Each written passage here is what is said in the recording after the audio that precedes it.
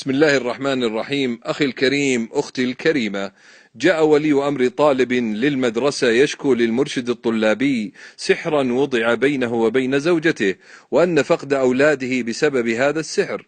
وكان يقول للمرشد الطلابي: أريد أن أذهب لساحر لأفعل بإخوتها ما فعلوه بي. قال المرشد: نصحته بخطورة السحر وضرره عليه، وأن الساحر كافر بالله، ثم سلم علي بيده وذهب. وفجأة أدخلت يدي في جيبي لأخرج قلما، فأخرجت لفافة مغطاة بقصدير وقد أحكم أغلاقها، فدب القلق بداخلي: ما الذي أدخلها لجيبي؟ ولماذا دخلت بعد أن سلم علي الرجل؟ وبدأ أثر السحر علي، فاسودت أمامي الغرفة، ووقوفي أصبح ثقيلا، وكدت أفقد توازني عند الوقوف. فبدأت أدعو الله بأن يفرج كربي، وأن يجنبني همزات الشياطين، وأن يحضرون. فألقيت العمل الملفوف في النفايات لأنسى أمره، ثم ركبت السيارة لأتوجه لبيتي، فتذكرت قول الله: أمن يجيب المضطر إذا دعاه ويكشف السوء. فدعوت الله بتفريج همي، وهنا نزل الغيث من الرحمن. فقلت في نفسي: أيعقل أن أترك العمل من غير أن أفتحه وأنفث فيه؟ فلا زلت أشعر بتعبه وأثره.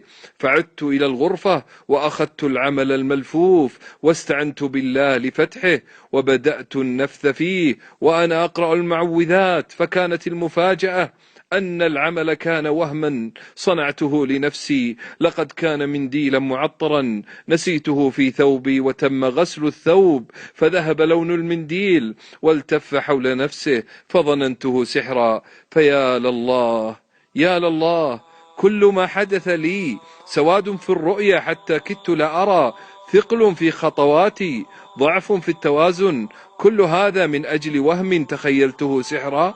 فشعرت بالعافية والشفاء بعد أن دعوت الله، فعلمت أني عشت وهما صنعته بنفسي.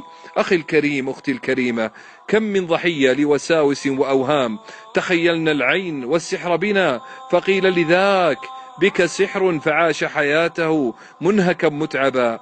وكم من فتاة حكمت على نفسها بالعين فأنهت أمرها واستسلمت للأمراض، وكلاهما كان الوهم أقوى من السحر والعين.